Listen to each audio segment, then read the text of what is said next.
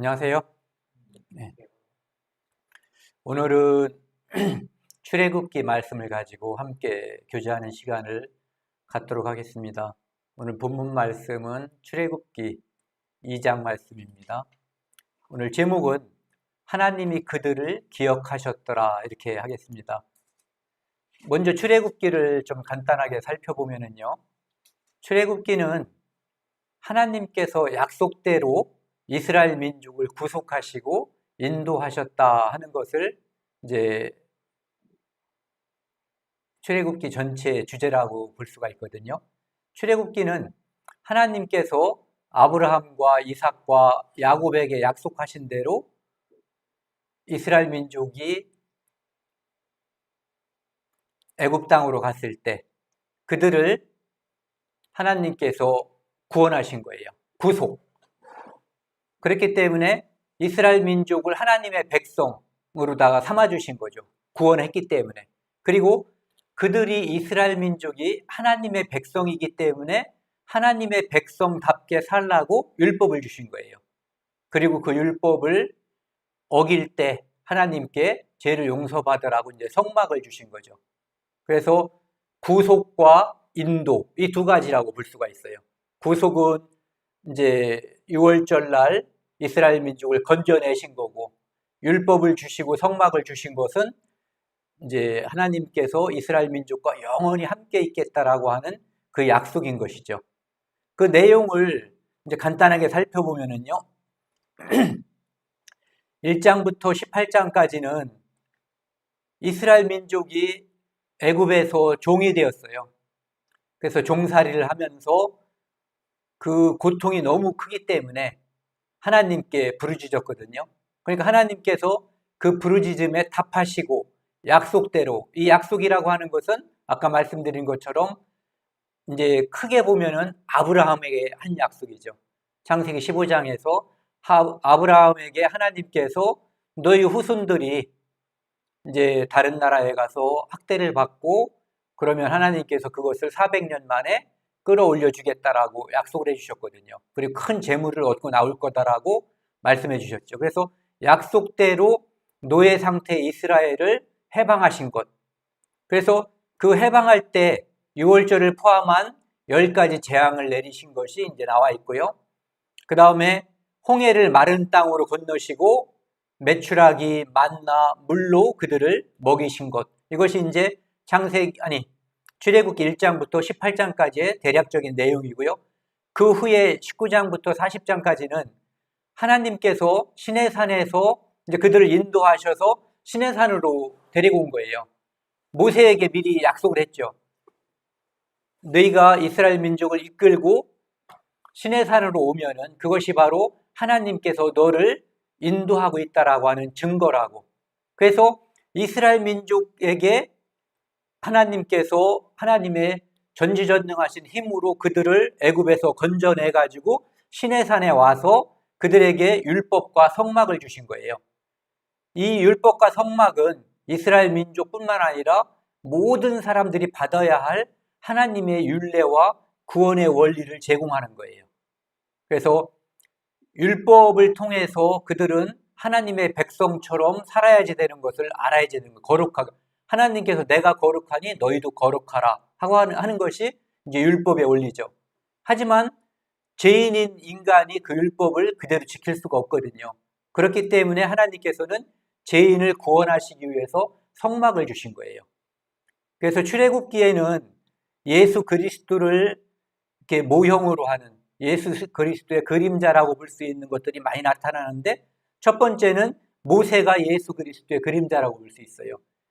예수 그리스도께서 이 세상에서 마귀의 노예, 죄의 노예가 돼서 살고 있는 모든 사람들을 그의 피로 구원해 주셨잖아요. 그것처럼 모세는 애굽에서 바로의 노예로 살고 있는 그 이스라엘 민족을 건져주는 모습을 보여줬거든요. 그것은 죄로부터 모든 사람을 구원하는 예수 그리스도의 모형이죠. 그리고 6월절은 그 사도 바울이 고린도전서 5장 7절에서 우리의 6월절 양 그리스도께서 희생되셨다라고 하는 것처럼 예수 그리스도의 모형이에요. 유월절 양 자체가. 유월절 양이 죽음으로써 이스라엘 민족의 장자가 살고, 그리고 그 믿음을 갖지 않고 있는 애굽 사람들의 장자와 짐승의 첫 새끼들이 죽은 것처럼 이 땅에서도 예수 그리스도를 믿는 사람들은 구원을 받고 믿지 않는 자들은 이제 하나님의 심판을 받는 거거든요. 그 다음에 출애굽도 아까 처음에 말씀드린 것처럼 출애굽 자체가 모세가 이스라엘 민족을 인도한 것이 예수 그리스도께서 모든 사람들을 구원에 이르게 하기 위해서 이제 구원해 주신 거, 그 사건과 일치하죠. 그 다음에 만나는 하늘에서 내려오는 산 음식이었잖아요. 그래서 예수님이 이 땅에 오셨을 때 내가 하늘에서 하나님께서 내려준 생명의 떡이다, 산 떡이라고 했거든요. 그래서 예수님과 만나는 이제 같은 모양이고요. 물도 역시 마찬가지죠. 너희 속에서 솟아나는 생명의 물, 뱃속에서 솟아나는 생수, 이것이 바로 이제 예수 그리스도를 나타내고요. 아까 말씀드린 것처럼 성막도 역시 그 성막 자체가 인간을 구원하는 하나님의 섭리가 가장 잘 나타난 것이거든요. 그래서 성막 전체가 예수 그리스도의 모형일 뿐만 아니라 성막에 있는 기구들도 역시 하나하나가 예수 그리스도를 상징하는 것들이죠. 그 다음에 대제사장. 대제사장은 다른 사람의 죄를 용서받게 하기 위해서 하나님께 기도하는 자예요. 제사 드리는 자죠. 그래서 다른 대제사장과 예수 그리스도의 다른 점이 있다면 딱 한 가지죠. 대제사장은 죄가 있고, 그래서 자기의 죄를 먼저 하나님께 속하고 그 다음에 다른 사람의 죄를 대속할 수 있는 중보자의 역할을 할 수가 있지만, 예수 그리스도는 그가 하나님의 아들로서 죄가 없기 때문에 그 자신이 대제사장으로서 중보자로서 모든 사람의 죄를 대신할 수 있는 제물이면서 대제사장이 되는 거죠. 그래서 출애굽기에서는 요 밑에 나와 있는 그리스도의 모형을 쭉 살펴보면은 출애굽기 전체를 이해한다라고 살펴볼 수도 있을 것 같아요. 오늘 본문 말씀입니다. 출애굽기 2장 23절에서 25절 말씀. 천천히 같이 한번 읽어보겠습니다. 시작. 여러 해 후에 애굽 왕은 죽었고 이스라엘 자손은 고된 노동으로 말미암아 탄식하며 부르짖으니 그 고된 노동으로 말미암아 부르짖는 소리가 하나님께 상달된지라. 하나님이 그들의 고통 소리를 들으시고 하나님이 아브라함과 이삭과 야곱에게 세운 그의 언약을 기억하사 하나님이 이스라엘 자손을 돌보셨고 하나님이 그들을 기억하셨더라. 지난주에 우리가 이제 마태복음을 이제 함께 교제하면서 마태복음에서 하나님께서 그런 것들을 이방인들이 원하시는 거고 너희에게 필요한 것을 하나님께서 다 아신다고 했거든요. 그렇기 때문에 너희는 그런 것들을 구할 것이 아니라 그의 나라와 그의 의를 구하라 이렇게 말씀을 드렸거든요. 하나님께서 그렇게 말씀을 하신 거예요. 그런데 그 다 안다라고 하는 의미가 무슨 의미냐면은 하나님께서 그걸 다 아시기 때문에 미리 준비하시고 그 모든 것을 다 갖춰놨다. 다만 너희가 믿음이 없어서 그것을 바라보지 못할 뿐이지 하나님은 다 준비하고 다 실행할 것을 약속해 주셨다는 의미거든요. 그것처럼 오늘 이제 우리가 함께 교제할 것 중에 내용은 지난주 내용과 이번 주 내용이 거의 일치한다고 볼 수 있어요. 맥을 같이 한다고 볼 수가 있죠. 이스라엘 민족이 애굽에 들어가게 된 것은 요셉이라고 하는 사람이 형제의 미움을 사서 형제들이 요셉을 애굽에 팔아먹은 거예요. 노예로. 그런데 그곳에서 우여곡절 끝에 요셉은 그 나라의 총리가 된 거죠. 그런데 그 나라의 총리가 되었을 때 7년 동안 큰 풍년이 들어서 총리가 된 요셉은 이집트, 애굽에서 그 뒤에 7년 동안 올 가뭄에 대비해서, 흉년에 대비해서 엄청나게 많은 식량들을 예비했어요. 그리고 나서 다시 이제 흉년이 오기 시작하니까 흉년이 된 지 2년째 됐을 때 그 흉년은 애굽뿐만이 아니라 가나안 땅, 그러니까 그 아버지와 자기를 팔아먹은 형제들, 그 가족들이 살고 있는 그 땅에도 흉년이 왔거든요.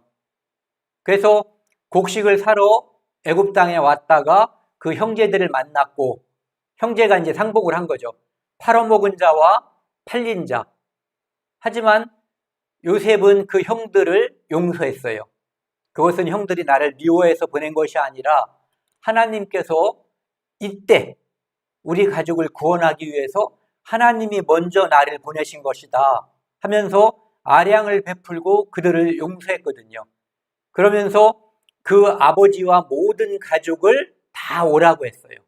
그래서 그들 가족이 이제 모두 다 애굽으로 와서 살게 된 것이죠. 그 후에 애굽의 총리의 가족으로서 그들은 아마 잘 살았을 거예요. 그 삶의 모습이 성경에 뭐 많이 나와 있지 않지만 잘 살았을 거예요. 총리의 가족이니까. 그리고 그냥 총리가 아니라 애굽을 모든 그 환란에서 건져낸 총리잖아요. 그러니까 왕과 애굽 사람들의 신임을 받는 총리인 것이죠. 그래서 그들이 와서 잘 살았는데 어떤 일이 벌어졌냐면은 여러 해 후에 애굽 왕은 죽었고 애굽 왕이 이제 죽은 거예요. 근데 이 애굽 왕은 어떤 애굽 왕이냐면은 모세가 살던 시대에 모세는 이제 어떤 우여곡절이 있었냐면은 애굽의 왕이 이스라엘 사람들이 자녀를 많이 낳고 번성해지니까 그것을 보면서 이러다가 애굽에 이제 왕조가 바뀌었거든요. 그러니까 셈족 왕조가 있다가 함족으로 바뀐 거예요. 그런데 지금 요셉과 그의 가족은 셈족이죠. 그러니까 같은 위로 쭉 올라가면 같은 혈통인 거예요.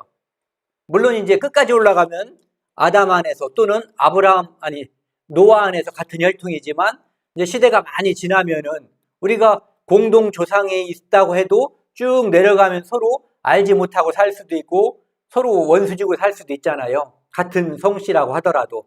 그것처럼 시간이 많이 지나간 거죠. 그때 바로가, 즉 애굽의 왕이 이제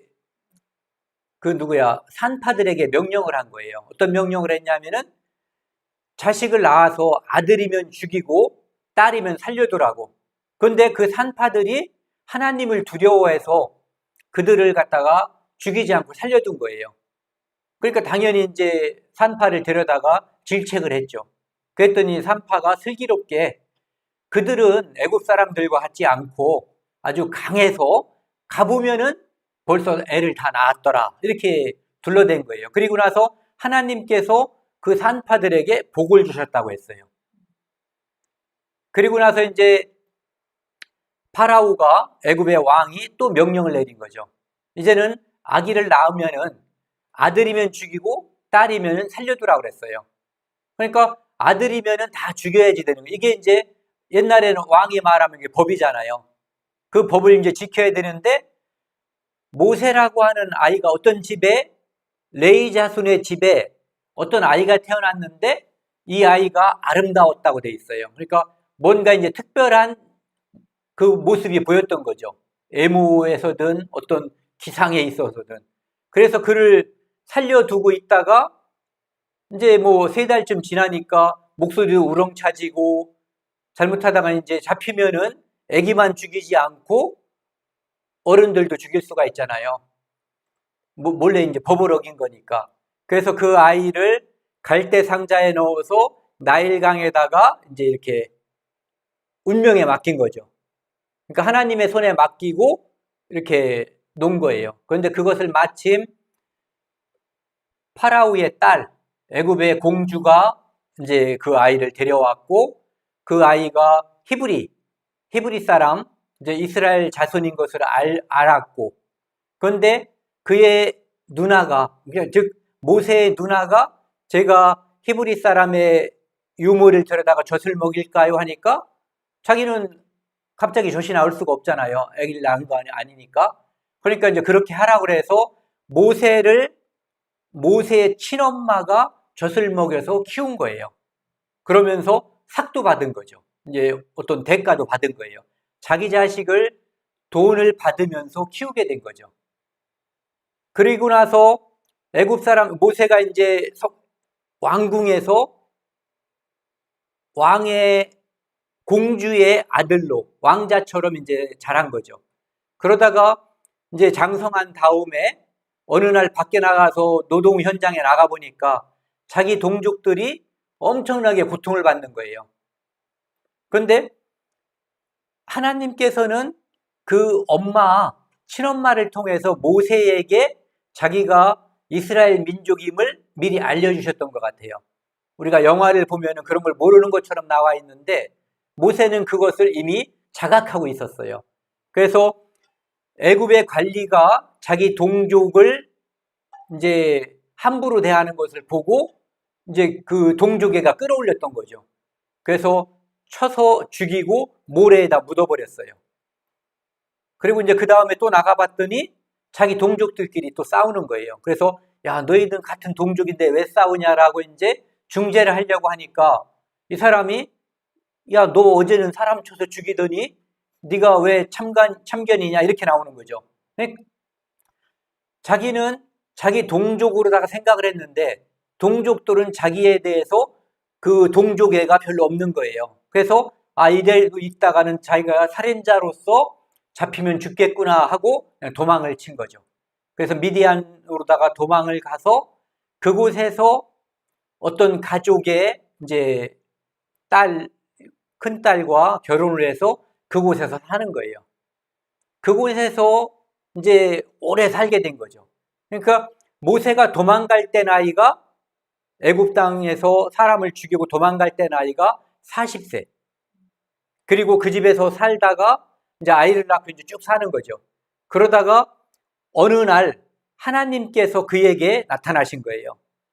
그가 목동 생활을 하고 있을 때 가시나무가 타고 있는데 불이 붙어 있는데 조금 지나면 그 나무가 다 타야 될 거 아니에요. 그런데 나무가 이렇게 있으면 여기서 불이 막 올라가는데 나무는 타지 않고 불만 계속 보이는 거죠. 그곳에 갔다가 하나님을 만난 거예요. 그래서 그곳에서 하나님께서 모세에게 이제 특명을 주는 거죠. 너는 네 민족을 이제 이끌어내라. 그러니까 모세가 나 같은 사람이 나는 그거 할 만한 말주변도 없고 능력도 안 되고 못한다라고 이제 여러 차례에 걸쳐서 할 수 없음을 하나님께 이제 강변을 하죠. 그런데 하나님께서는 내가 할 수 있다. 너는 나를 믿어라. 그러면서 네가 정 할 수 없으면 네 형 아론을 이제 통해서 아론은 이제 말주변이 좋으니까 그와 함께 일을 하면 된다라고 해서 이제 하나님의 일을 하게 되는 거죠. 그래서 애굽에서 모세를 죽이려고 했던 그 왕이 이제 죽고 이스라엘 민족은 엄청난 노동으로 인해서 고통을 받고 있을 때 그때 하나님께 울부짖었더니 하나님께서 그 울부짖는 소리를 이제 기억하신 거예요. 들으신 거예요. 실제로는 하나님께서는 이스라엘 민족이 모세가 아니라 아브라함과 있을 때도 함께 하셨고 이삭과 있을 때도 함께 하셨고 야곱과 있을 때도 야곱이 살아있을 때도 함께 하셨고 그 12아들이 살 때도 함께 하셨고 애굽에 갔을 때 그 다음에 그 후에 그 후손들이 쭉 번성할 때도 함께 하신 거죠. 그리고 지금 이 고통 소리를 들을 때 드디어 함께 하신다는 증표로서 이제 개입을 하시는 거예요. 여기 보시면은 그 부르짖는 소리가 하나님께 상달되었다고 하는 것은 하나님이 지금까지는 못 듣고 귀머거리처럼 못 듣다가 오늘서 들었다 이런 얘기가 아닌 거죠. 늘 듣고 있지만 하나님께서 이제 개입할 때가 됐다라고 하는 의미일 거예요. 그래서 하나님의 그들의 고통 소리를 들으시고 하나님이 아브라함과 이삭과 야곱에게 세운 그의 언약을 기억하셨다. 기억했다라고 하는 것은 도와주려고 맘먹고 이 일에 개입하시기로 작정했다. 이런 얘기죠. 그러니까 지금까지는 쭉 두고 보셨다면은 이제는 하나님이 개입하기로 마음을 먹어버린 거예요. 그러면은 지금까지 일어난 일에 어떤 대변환이 생기겠죠. 하나님께서 개입을 하시니까요. 그래서 하나님께서 약속한 것을 기억하셨다. 그것은 하나님께서 개입하기로 마음을 먹으셨다 이런 얘기예요. 25절 하나님이 이스라엘 자손을 돌보셨고 하나님이 그들을 기억하셨더라. 그래서 그 하나님께서 기억하신 내용에 대해서 한번 살펴보자고요. 그 기억하신 내용이 많이 있어요. 이제 지금 여기 나와 있는 거 그 앞에도 창세기 12장에도 하나님께서는 아브라함에게 약속해 주신 게 있거든요. 그리고 이제 결정적으로 약속해 주신 내용이 여기 나와 있는 거예요. 창세기 15장 13절부터 16절에 보면은 여호와께서 아브라함에게 이르시되 너는 반드시 알라 네 자손이 이방에서 객이 되어 그들을 섬기겠고 네 자손이 언젠가 이방 이 가나안 땅이 아닌 다른 곳에서 객은 뭐예요? 손님이에요. 그곳에 갔다가 다시 이 땅으로 돌아오는 게 객이거든요. 그런데 그들을 섬기겠고 노예가 된다는 얘기죠. 그들은 400년 동안 내 자손을 괴롭히리니 노예가 돼서 그 굉장히 대접받는 노예는 아마 없겠죠. 하지만 특별히 많은 학대를 400년 동안 받는다는 거예요. 그래서 이스라엘 민족이 그곳에서 430년이 있었는데 앞에 30년은 총리의 가족으로서 꽤 잘 살았을 거예요. 하지만 나머지 400년, 430년 중에서 상당 기간인 400년 동안은 이제 괴롭힘을 받고 사는 거죠. 살게 될 거라고 지금은 말씀해 주시는 거예요. 미리. 그들이 섬기는 나라를 내가 징벌할지니. 즉 그들이 섬기는 나라, 여기서는 애굽이 되죠. 나중에. 그 나라를 하나님께서 벌을 주고 그 후에 잘 기억해 두세요. 그 자손이 큰 재물을 이끌고 나오리라. 거기서 하나님께 그 나라를 벌 주고 그냥 나오는 게 아니라 많은 재물, 큰 재물을 이끌고 나오리라. 너는 장수하다가 평안히 조상에게로 돌아가 장사될 것이요. 아브라함은 편안히 죽고 네 자손은 4대 만에 이 땅으로 돌아오리니 네 자손은 그곳으로 건너간 지 1대, 2대, 3대, 4대가 되면은 돌아올 것이다. 앞에서는 400년을 말씀하셨고 뒤에서는 4대를 말씀하시는 거예요.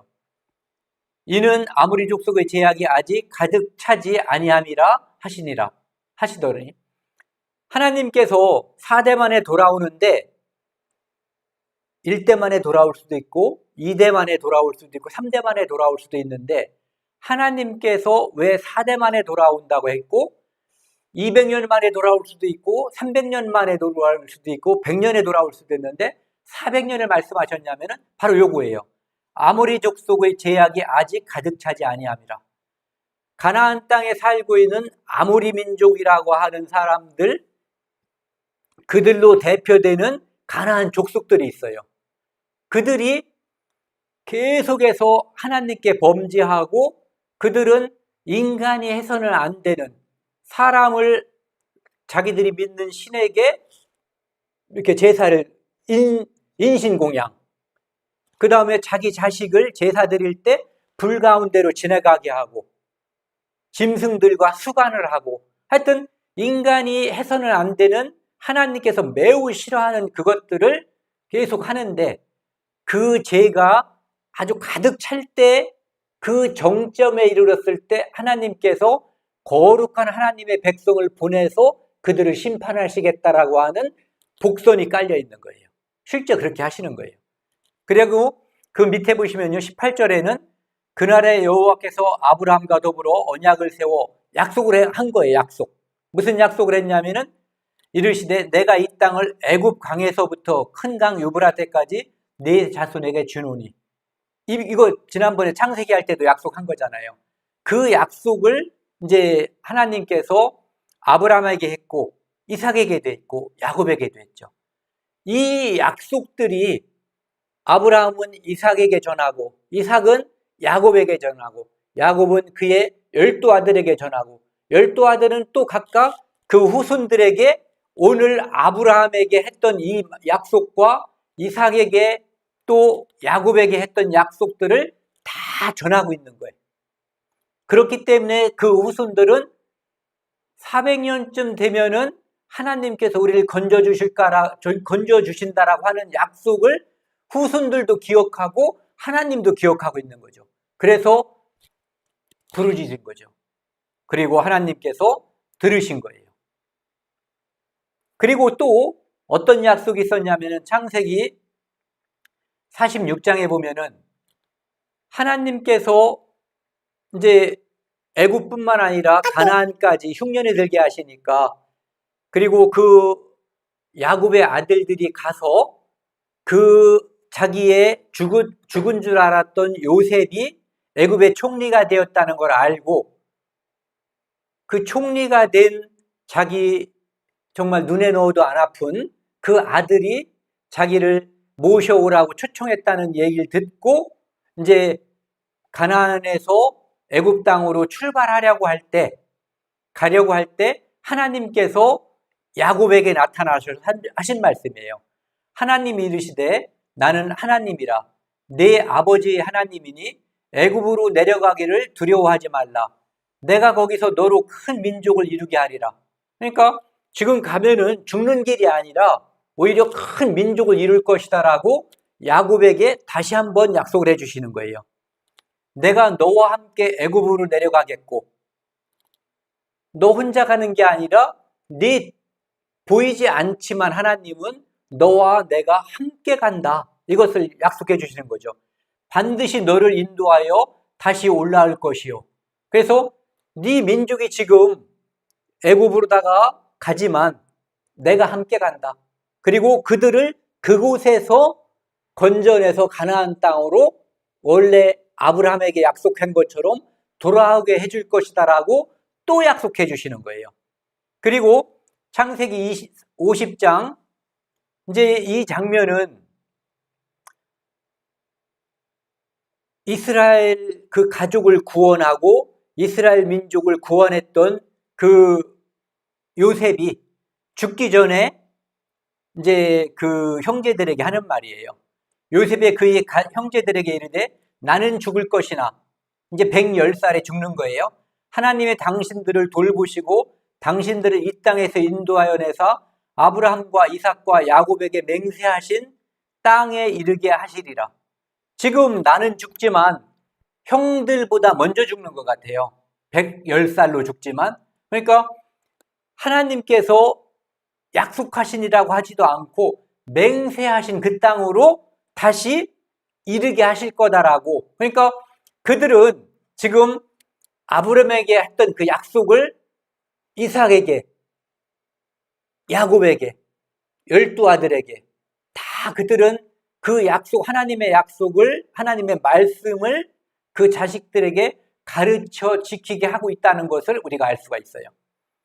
요셉이 25절 또 이스라엘 자손에게 맹세시켜 이르기를 하나님이 반드시 당신들을 돌보리니 당신들은 여기서 내 해골을 메고 올라가겠다 하라.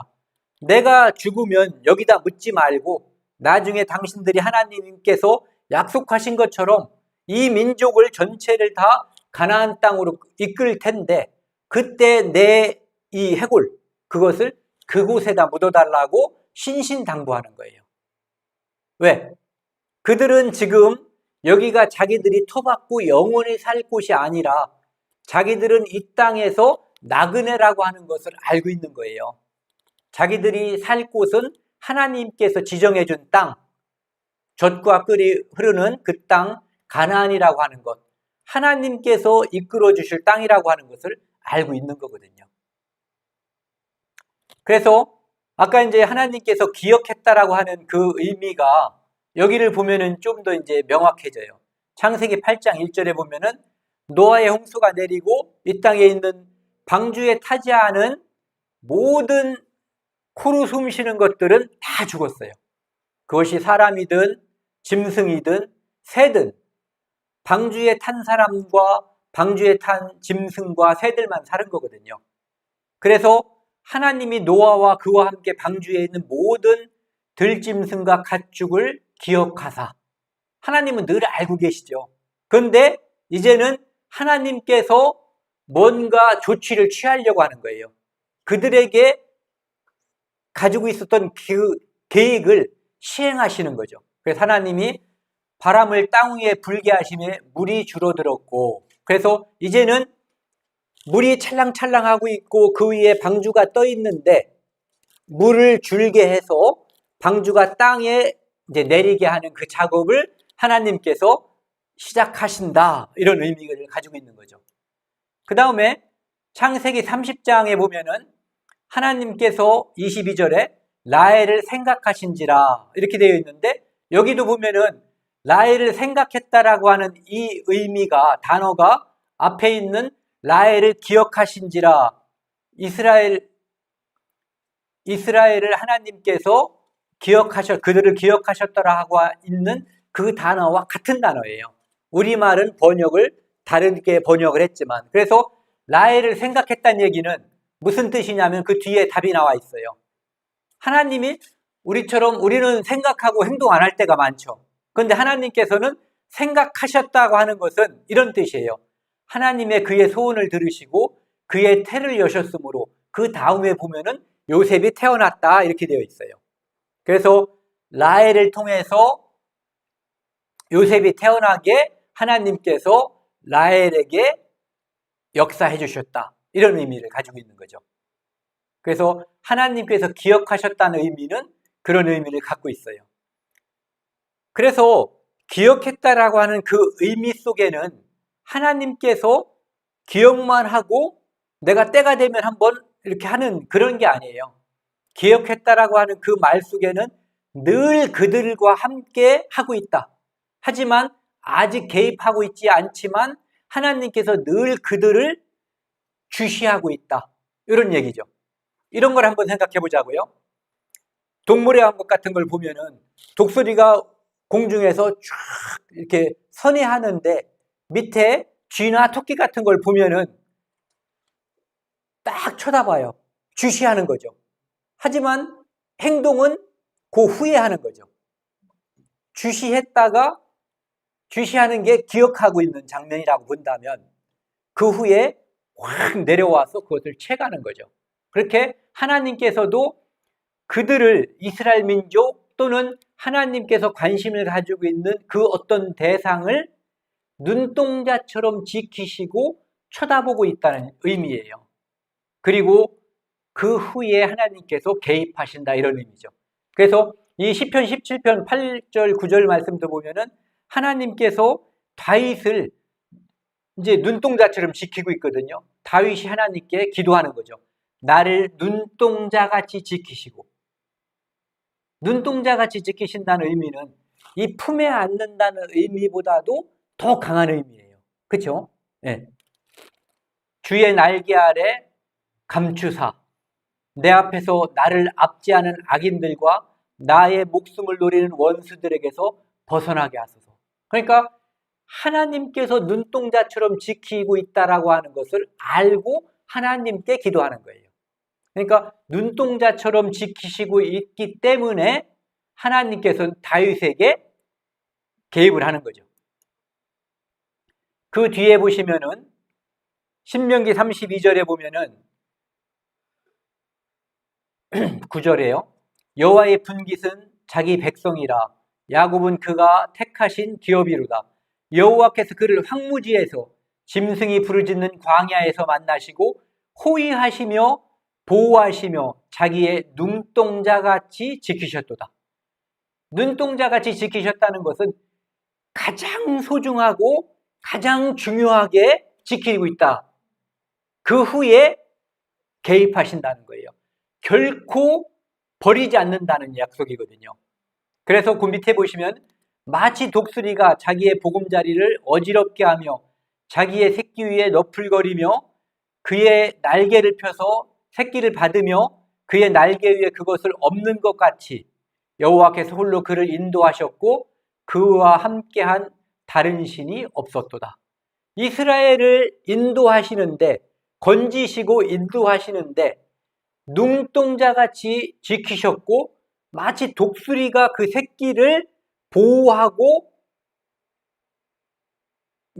성장시킬 때 그를 이제 던져놓고 받고 하는 그런 것처럼 하나님께서 완전하게 전지전능한 힘으로 그들을 보호하셨다, 키우셨다, 이런 얘기죠. 그리고 그렇게 하신 분은 오직 하나님이시다, 여호와시다, 다른 어떠한 신도 아니다라고 이제 얘기하는 거예요. 그 다음에 스가랴 2장 8절에도 보면은 요 끝에 부분만 그냥 읽을게요. 너희를 범하는 자는 그의 눈동자를 범하는 것이라. 하나님께서 아브라함에게 약속해 주셨어요. 너를 축복하는 자에게 하나님께서 축복하고 너를 저주하는 자에게는 저주한다고. 만약에 누군가가 내가 왕이라고 치자고요. 여러분들이 왕이라고 생각을 해보세요. 왕의 아들의 눈을 누가 송곳으로 푹 찔렀어요. 그것은 무슨 뜻이에요? 왕의 눈을 푹 찔른 거랑 똑같은 거란 얘기예요. 즉 이스라엘을 하나님의 허락 없이 범하는 자는, 이스라엘을 괴롭히는 자는 하나님의 눈동자를 푹 찔른 것과 똑같다는 얘기예요. 그러니까 하나님이 이스라엘을 어떻게 생각하고 있는가를 아는 거죠. 말씀해 주시는 거예요. 출애굽하는 장면을 보시면은 이제 먼저 하나님께서는 그 모든 것들을 이 출애굽에 맞추는 거거든요. 아모리 족속의 제약, 그 다음에 모세의 성장과 모세의 살인, 도피, 또 하나님을 만나는 것, 그 다음에 이제 애굽으로 하나님께서 가라고 해서 이제 애굽 땅에서 그의 형 아론을 만나는 장면, 이 모든 것의 정점에 이제 하나님이 계신 거죠. 이 모든 것의 연출자는 하나님이신 거예요. 여기 보시면은 여호와께서 아론에게 이르시되, 하나님께서 모세에게 그렇게 자꾸 얘기해도 모세가 말을 안 들으니까 힘겨워 하시니까 이제 아론을 준비해 놓으신 거죠. 미리 아시고 광야에 가서 모세를 맞으라 하시네. 그가 가서 하나님의 산에서 모세를 만나 그에게 입맞추니 모세가 여호와께서 자기에게 분부하여 보내신 모든 말씀과 여호와께서 자기에게 말씀하신 모든 이적을 아론에게 알리니라. 하나님께서 모세에게 말씀하신 계획과 모든 이적을 아론에게 알려준 거예요. 모세와 아론이 가서 이스라엘 자손의 모든 장로를 모으고, 그러니까 이제 모세에게 그 말을 듣고 아론은 믿은 거죠. 그리고 자기 동족들에게 이제 나타난 거예요. 장로를 모으고 아론이 여호와께서 모세에게 이르신 모든 말씀을 전하고 그 백성 앞에서 이적을 행하니, 백성들에게 이제 이적을 쭉 보여준 거예요. 뭐 그런 거겠죠.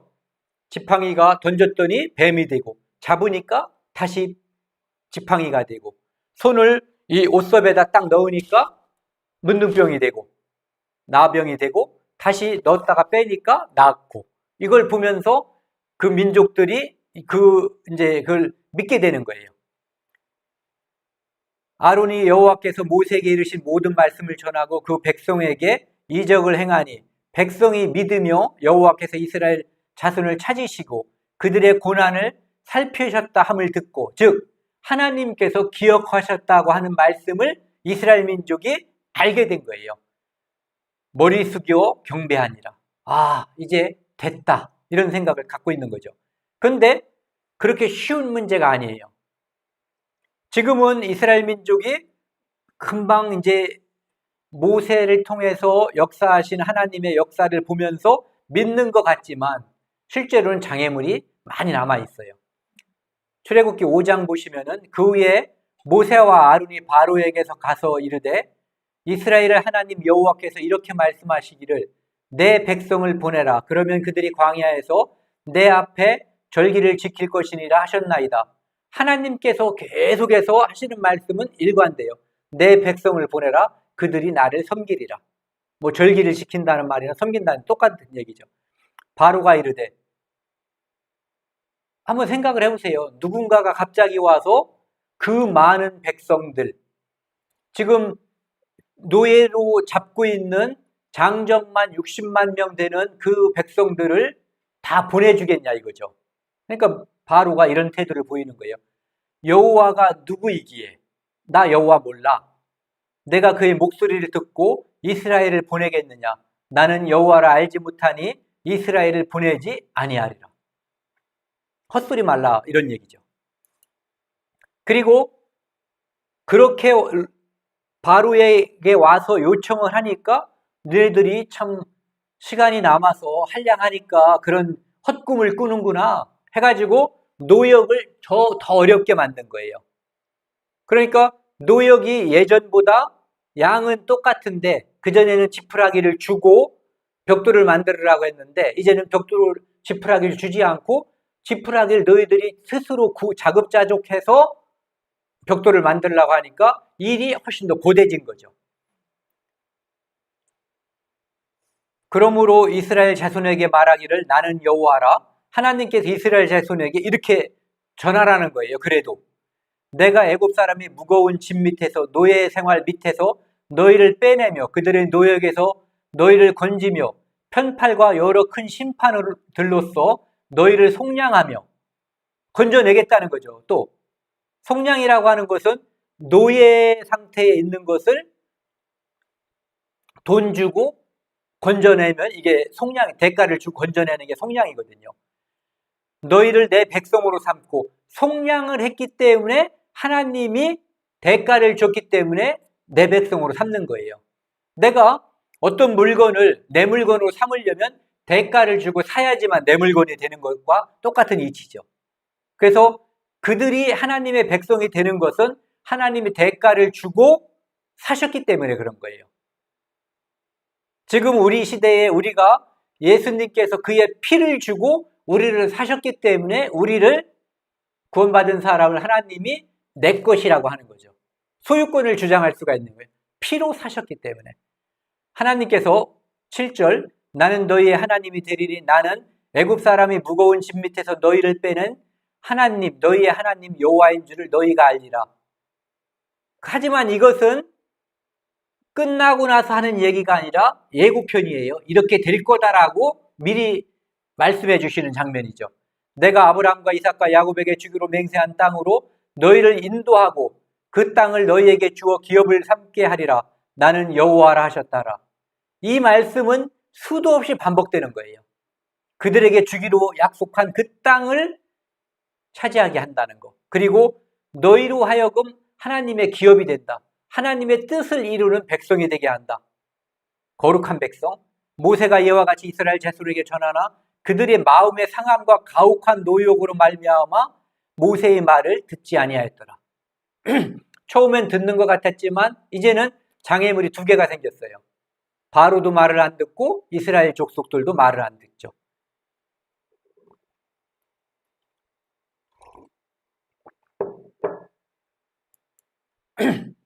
하나님께서 이제 결정적으로 하나님께서 뭔가를 시도하는 장면이 여기서부터 나오는 거예요. 이제 10가지 재앙을 내리는 장면들. 여호와께서 모세에게 이르시되 볼지어다 내가 너로 바로에게 신같이 되게 하였은즉. 출애굽기를 읽으면서 궁금하지 않으셨어요? 바로가 모세를 확 죽여버려도 되잖아요. 그런데 안 죽였잖아요. 그것은 바로에게 하나님께서 역사하신 거예요. 내가 너를 바로에게 신같이 되게 하였은즉. 감히 죽일 마음을 먹지 못하게 하나님께서 모세를 바로로 하여금 두려워하게 만들어 주신 거죠. 네 형 아론은 내 대언자가 되리니 내가 네게 명령하는 바를 너는 네 형 아론에게 말하고 그는 바로에게 말하여 그 이스라엘 자손을 이 땅에서 내보내게 할지어다. 이제 단계가 있는 거죠. 하나님은 모세에게, 모세는 아론에게, 아론은 바로에게. 내가 바로의 마음을 완악하게 하고 그 표징과 내 이적을 애굽 땅에서 많이 행할 것이나 바로가 너희의 말을 듣지 아니할 터인즉, 하나님께서 많은 이적을 행하지만 바로의 마음을 완악하게 한다 이거예요. 누군가가 야 이것 좀 해라 했더니 그냥 바로 들으면은 그 사람이 착해서 이것을 한 것인지 이 사람의 권위가 세서 한 건지 알 수가 없잖아요.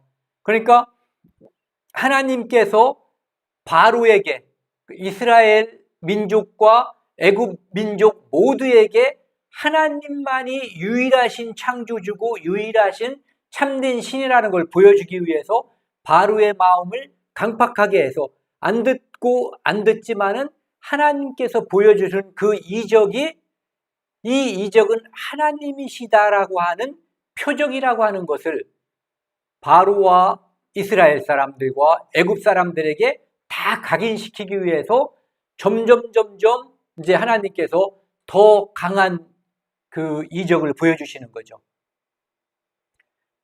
4절 뒤에 내가 내 손을 애굽에서 뻗쳐 여러 큰 심판을 내리고 내 군대가 뭐냐면 내 백성 이스라엘 자손을 그 땅에서 인도하여 낼지라. 내가 내 손을 애굽 위에 펴서 이스라엘 자손을 그 땅에서 인도하여 낼 때야, 이스라엘 자손이 그 땅을 떠날 때쯤 돼서야 애굽 사람이 나를 여호와인 줄 알리라. 그러니까 그 전까지는 이 사람들이 완악할 것이다 이런 얘기죠. 안 풀어줄 거라는 거예요. 그래서 하나님께서는 10가지 재앙을 내리셔요.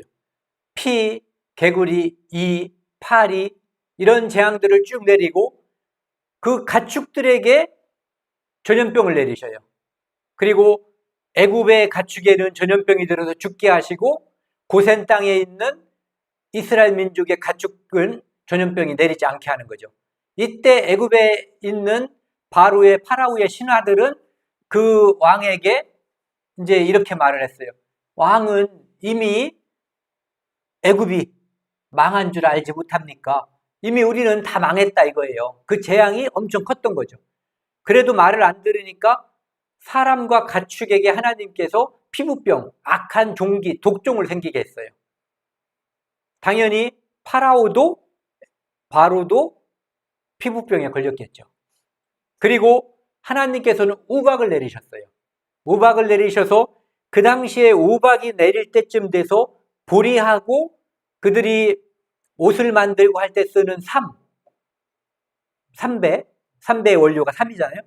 그것들이 파릇파릇 나올 때 우박이 내려가지고 그 땅에 있는 모든 것을 다 싹 쓸어버렸어요. 그리고 땅에 있는 그 보리와 삼만 죽은 것이 아니라 들에 있는 가축, 나무들도 다 죽어버린 거죠. 그만큼 하나님께서 우박과 불도 같이 내리셨거든요. 그 중에 어떤 애굽 사람들은 하나님께서 미리 이것을 예고하셨기 때문에, 모세를 통해서 예고하셨기 때문에 자기 짐승들은 이렇게 밖에다 안 내놓고 집에다 둔 거예요. 그러니까 믿게 되는 사람들이 이제 애굽 사람들 중에서도 생겨난 거죠. 그 다음에 하나님께서는 이제 메뚜기 재앙을 내리셨는데 우박 재앙으로 보리와 삼이 다 죽었어요. 먹을 게 없어져 버린 거죠. 그리고 그들의 옷의 원료도 사라져 버린 거예요. 그런데 다시 또 밀과 쌀보리에 지금 씨를 뿌려놓은 상태니까 이게 쭉 올라왔을 거 아니에요. 이때 하나님께서 메뚜기를 보내가지고 이것들 다 먹게 해버린 거예요. 그러니까 완전히 먹고 살 수 없게끔 해버리신 거죠. 그 다음에 흑암재앙, 19번째 재앙. 그들은 파라오를 믿고 그들은 태양신을 믿고 있거든요. 그런데 낮에 3일 동안, 낮과 밤 동안 3일을 어둠 캄캄한, 그러니까 더듬을 어둠이라고 돼 있어요.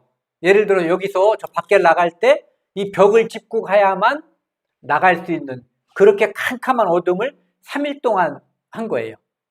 그러니까 그들이 그렇게 했지만 이 어둠이 해제됐을 때 그들은 다시 보내준다고 하고 보내주지 않았어요. 그래서 하나님께서 마지막으로 내리신 재앙이 요 10번째 재앙인 유월절 재앙인 거죠. 그 재앙을 이렇게 설명하고 있어요. 11장에 보면은 애굽 땅에 있는 모든 처음 난 것은 왕 위에 앉아 있는 바로의 장자로부터 왕의 아들로부터 맷돌 위에 있는 몸종의 장자와 모든 가축의 처음 난 것까지 죽으리니. 그러니까 모든 사람과 가축의 첫 새끼는 다 죽는다. 애굽 온 땅에 전무후무한 큰 부르짖음이 있으리라. 그러나 이스라엘 자손에게는 사람에게나 짐승에게나 개 한 마리도 그 혀를 움직이지 아니하리니. 이스라엘 자손에게는 어떤 해도 없다. 구분하시는 거예요. 그 어둠, 흑암도 구분하셨거든요. 이스라엘이 있는 고센 땅과 파라오가 있는 곳. 지금도 유월절 이 재앙도 하나님께서 구별하시는 거예요. 구별하지 않는다면은 재앙이 다 내려버리겠죠. 여호와께서 애굽 사람과 이스라엘 사이를 구별하는 줄 너희가 알리라 하셨나니 왕의 모든 신하가 내게 내려와 내게 절하며 이르기를 너와 너를 따르는 온 백성은 나가라. 모세와 모세를 따르는 사람들 다 가라. 절하면서 그것도 그렇게 한 후에야 내가 나가리라 하고 심히 노하여 모세가 파라오에게 왕에게 화를 내고 나오는 장면이에요. 네가 그렇게 말을 안 듣는데 이런 어마어마한 전무후무한 재앙이 있은 다음에 결국은 보낼 것이다. 그래서 무엇을 이야기하냐면은 12장 7절에 보면은 이제 양을 잡아서 그 피를 양을 먹을 집 좌우 문설주와 인방에 바르고, 그러니까 6월절 날 그 대문에 설주와 인방에 그 양의 피를 바르란 얘기예요. 그것이 표징이 된다는 거죠. 그 다음에 그날 12장 12절부터 24절 보시면요. 내가 그 밤에 애굽 땅을 두루다니며 사람이나 짐승을 막론하고 애굽 땅에 있는 모든 처음 난 것을 다 치고 애굽의 모든 신을 내가 심판하리라. 나는 여호와라. 내가 애굽 땅을 칠 때 그 피가 너희의 사는 집에 있어서 너희를 위하여 표적이 될지라. 그 피가 표적이 되는 거예요. 예수님께서 십자가에서 돌아가신 그 피가 내 마음속에 내 양심에 표적이 되고 그것이 우리가 하나님께서 이 땅에 심판을 내릴 때 우리를 마지막 심판할 때 우리를 심판해서 자유롭게 해주는 것처럼 애굽 땅을 심판하실 때는 바로 그 피가 표적이 되는 거예요. 내가 피를 볼 때 너희를 넘어가리니 그래서 유월이 되는 거죠. 재앙이 너희에게 내려 멸하지 아니하리라. 너희는 이날을 기념하여 여호와의 절기를 삼아 영원한 규례를 대대로 지킬지니라. 왜 영원한 규례를 삼고 대대로 지키라고 하냐 하면은 바로 이 유월절이 예수 그리스도께서 십자가에 달리신 그 사건과 연결이 되는 거예요. 그것을 이해하면 예수님의 십자가 사건을 이해할 수 있기 때문에 대대로 지키다 보니까 이분이 이분이네 이것을 알게 하라는 거죠. 그래서 고린도전서 7장 후반부에 보면은 우리의 유월절 양 곧 그리스도께서 희생되셨느니라. 그래서 예수님은 이 땅에 유월절 양으로 세상 죄를 지고 간 하나님의 어린 양으로 오셨다고 하는 것을 미리 밝히신 거죠. 12장 29절에서 30절에 보면은요. 밤중에 여호와께서 애굽 땅에서 모든 처음 난 것 왕위에 앉은 바로의 장자로부터 옥에 갇힌 사람의 장자까지와 가축의 처음 난 것을 다 치심해 죽이심해 그 밤에 바로와 모든 신하와 모든 애굽 사람이 일어나고 애굽에 큰 부르짖음이 있었으니 이는 그 나라에 죽음을 당하지 아니한 집이 하나도 없었습니다. 하나님께서 이스라엘 자손들의 울부짖음을 들었고 기억하셨다는 의미가 바로 이런 의미예요. 들었고 기억하셨기 때문에 하나님께서 아브라함에게 한 그 약속을 지키시기로 마음먹고 이제 실행하신 거예요. 그게 하나님께서 기억했다라는 거죠. 그래서 그 뒤에 보면은 아까 처음에 제가 기억하라고 한 말씀이죠. 창세기 15장 13절에서 16절 말씀. 똑같이 이 사건이 거기서 예언이 됐고 여기서 실행이 되는 거예요. 이스라엘 자손이 모세의 말대로 하여 애굽 사람에게서 은금 패물과 의복을 구하매 여호와께서 애굽 사람에게 이스라엘 백성에게 은혜를 입히게 하사 그들이 구하는 대로 주게 하심으로 그들이 애굽 사람의 물품을 취하였더라. 이제 장자가 집집마다 다 죽었고 짐승의 첫 새끼도 죽었으니까 그들이 나가려고 하는데 그냥 나가지 않고 이제 좀 다오. 협박이죠, 거의 이제.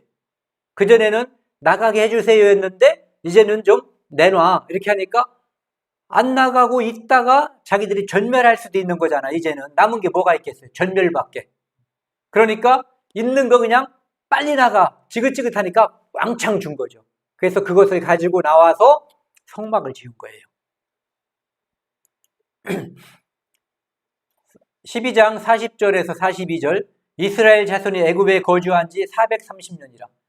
400년 후에 노예 생활한 후에 400년 후에 출발한다고 돼 있고 간지 430년 후에 출발한다고 돼 있잖아요. 그런데 여기 보세요.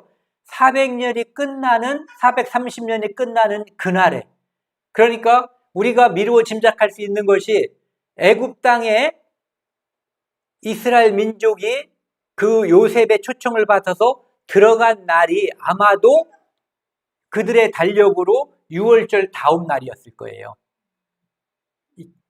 1월 15일. 그러니까 끝나는 그날에 430년. 여호와의 군대가 다 애굽 땅에서 나왔은즉 이 밤은 그들을 애굽 땅에서 인도하여 내심으로 말미암아 여호와 앞에 지킬 것이니 이는 여호와의 밤이라. 이스라엘 자손이 다 대대로 지킬 것이니라. 그들이 지금도 지키고 있어요.